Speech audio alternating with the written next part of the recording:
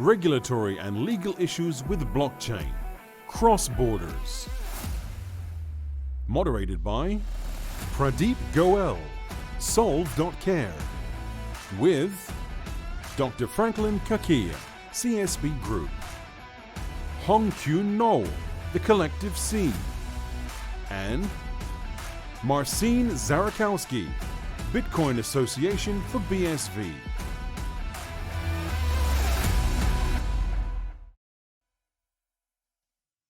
Good morning, everyone. My name is Pradeep Goel. I am a healthcare executive from the US. It's my honor to be here and to moderate this panel. We have an exceptionally talented and knowledgeable panel, and in 20 minutes, it'll be hard to cover such a large topic of cross-border regulatory environment for blockchain. But I will do my best to give each of the panelists an opportunity to share with you their unique perspective. So Dr. Cachia is based here in Malta and runs a CSB Group, which is a regulatory body, and I'll let him introduce himself. Hong flew in from Korea, and he works with a lot of startups in Korea and helps them deal with the regulatory environment. Marcin Zarakowski is flown in from Zurich, and he is part of the BSV, the Blockchain Association for BSV. And then, of course, Dr. Christina Scicluna. She works for the Ganado group, which is another advocacy group based here in Malta and deals with a variety of regulatory issues. So let's get started. So maybe we'll start with Christina. Christina, you are involved in a lot of regulatory activity, and you serve as an agent for a variety of companies looking to locate themselves in Malta. What are you seeing? Who needs to be regulated? Who are we regulating, and to what outcome? Okay, thanks for the introduction, and good to be here with everyone. So it's interesting when we look at blockchain regulation, we need to be very careful on how and why we regulate, right? We need to respect the fact that we're dealing with technology which in itself is meant to be decentralized and autonomous.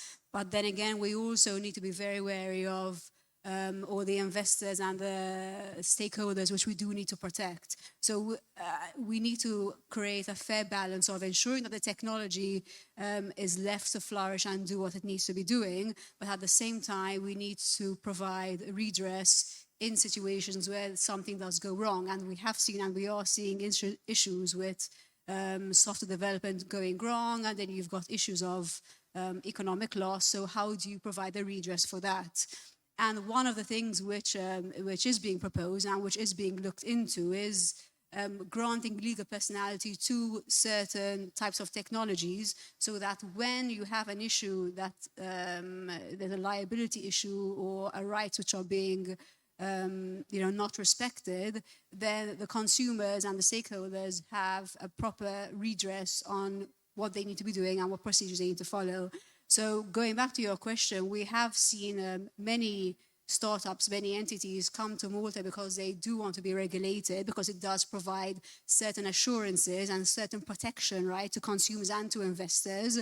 If you've got an investor who is investing in a startup which is regulated, then you've got better assurances and likely to flourish in a better way. So that is one of the areas which we are looking into, granting legal personality to these smart contracts and to technology, so that if something does go wrong, you've got that consumer protection element there. So follow-on question. I am a blockchain innovator. I want to come to Malta. Is there any value here for me to bring my organization here? Yes, again, I mean, naturally, you need to understand whether you want to be regulated, in the sense that, do you want to have a technology which is being audited by a certain authority? And if that's the case, then Malta is a place to be, because we can provide guarantees and we can provide assurances to individuals who are investing in your organization. And that in itself has a lot of value to it, right? So, yeah. Great, thank you. Marcin, I'll come to you. You work with data security and privacy, and we all have heard of Gdpr as a very important regulation, and you work with that. So I'm a blockchain, I am worldwide. Why should I care about Gdpr, and how do I even adapt to it? Yes, thank you for the question. What we tend to forget is that ultimately blockchains are ledgers. So blockchain technology is a mean of storing data. And depending on the use case, but most of the use cases, they involve storing and processing personal data.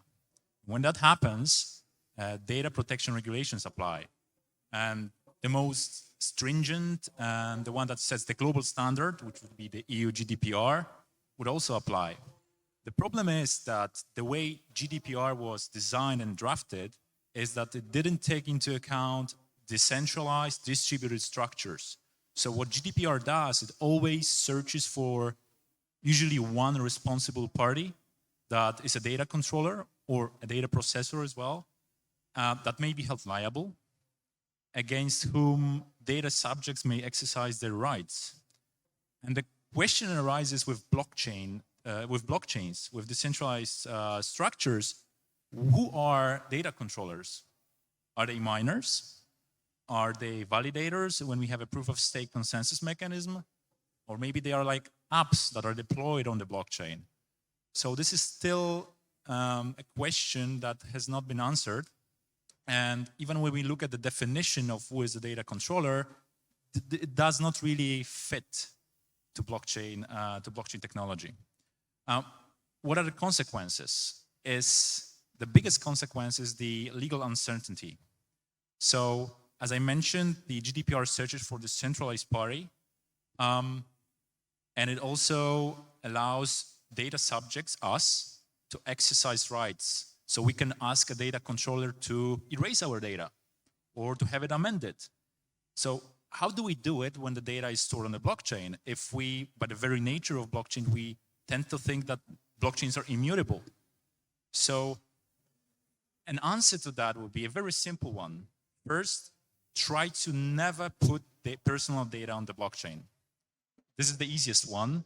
But on the other hand, as I said, some of the use cases, they require personal data, like in, for example, healthcare, and a sector which is quite familiar to you, Pradeep, right? So an option that is considered is you just hash the data, you store it off-chain, and you put the hash pointer on the blockchain. Seems like a pretty good answer, but it's still not clear whether the hash pointer itself, depending on the way the data is hashed, wouldn't be considered personal data as well. What else is there are public keys and wallet addresses. Similarly to IP addresses and even dynamic IP addresses, they would be considered personal data. They are not anonymous, they are pseudonymous. Because if we add additional data, for example, those data that crypto exchanges or virtual asset service providers collect, if we merge them together, it's fairly easy to identify a person who uses a particular wallet. So what we see, and I think the industry sees, is a need for regulatory clarity. And in the EU, that would be European Data Protection Board, which is the regulatory body that is composed of representatives of data protection authorities of all the member states to issue guidelines, how to interpret GDPR in the context of blockchain. Or maybe this is something that I don't think EU regulator would consider, but maybe it would be required to actually amend the GDPR, because both things, blockchain technology and GDPR, are unable to be combined. So yeah, that's a really, really tough question, tough issue, and I cannot give you a straight answer. We'll come back to that. I think the underlying question is, innovation doesn't wait for regulation, and regulation has to catch up. The question is, how much risk should the innovator take before regulation becomes clearer? Because ultimately, in every part of the world, innovation is going to drive regulation, not the other way around. But in Asia, that seems to be the opposite. You know, Hong, your experience in working with startups in Asia seems to be that you have to wait for regulation before you can really innovate. So can you share your thoughts on that? Great question. So I think I could summarize that part on a regulator's point of view and a startup point of view. The regulator's point of view, when I consult Korean government or meet with regulators in Japan, Hong Kong, and Singapore, think of this as a business, the blockchain business as a cookie. You're baking a cookie and you're making cookie dough. But in the States, Europe, and more of the negative regulatory systems, you can make your cookie and you could give it out to the people who wants that cookie. And the regulators, we see which part of that cookie is bad for public health or bad for the market or a bad actor. So they will cut out the cookie and say, don't make the cookie that way in the future. But more so in Asia, you have to wait after you make the cookie dough and wait for the regulator to come with the cookie cutter saying, this is a boundary you can do business. But the problem of that is it's very safe for the investors, user, consumer behavior, but for the businesses, it really depends on when that cookie cutter was cut. If that cookie cutter was cut like 2 years ago, 3 years ago, and the regulation is, the environment is changing ever fast in the world, that cookie cutter, you have to make a new cookie cutter with a new dough to change the business in Asia. So you have to put that in mind that the regulators in Korea and Japan are used to that kind of flow of regulation of new businesses, and most of the time they're not really sure where to cut, where to put that cookie cutter. So you have to bear in mind. But if you are a startup that looking to go into markets like Japan or Korea, Asia in general, that has that kind of regulatory framework, you have to be at the same time aware of the municipal regulations, but at the same time, we're talking about cross-border regulations. So even if you are a startup in Korea or maybe in Malta, so as a fact, I won't state the name of the company, but the company that made a DeFi platform in Korea got subpoenaed by the SEC, but they weren't aware that they had US customers that would be affected in that kind of regulatory framework. So it's really, really important to note that even if you have a really simple model or a simple business model of your platform or your company or your app using blockchain, you have to still consider the cost and consequences of breaching compliance. And you have to know the regulatory framework of how each continent, each country are formed differently from the US or Europe and Asia. Thank you. Dr. Cachia, you work with a variety of large licensed organizations here in Malta. How do you go about achieving compliance? I mean, is it even possible in the blockchain world? So yes, interesting points mentioned by my colleagues. One of them is the one Marcus was mentioning, that who is the data controller of the blockchain, right? The same question is posed when I, as compliance officer, would need to identify who the beneficial owner of the blockchain is. And really and truly, the answer is there's no beneficial owner. So who am I going to consider the beneficial owner, or who am I going to consider the customer, and perform due diligence? In terms of guidelines, unfortunately, these questions are still unanswered. And even though the regulator, especially Malta, has quite an open arm approach, and you can seek guidance with the regulator, sometimes it's a matter of taking certain risks, which you mentioned.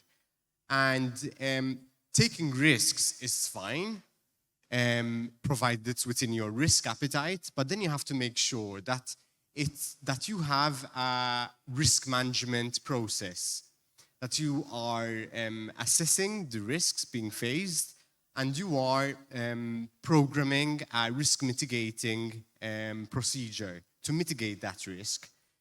In terms, from my experience as compliance officer, I think what I gathered is that regulation is good.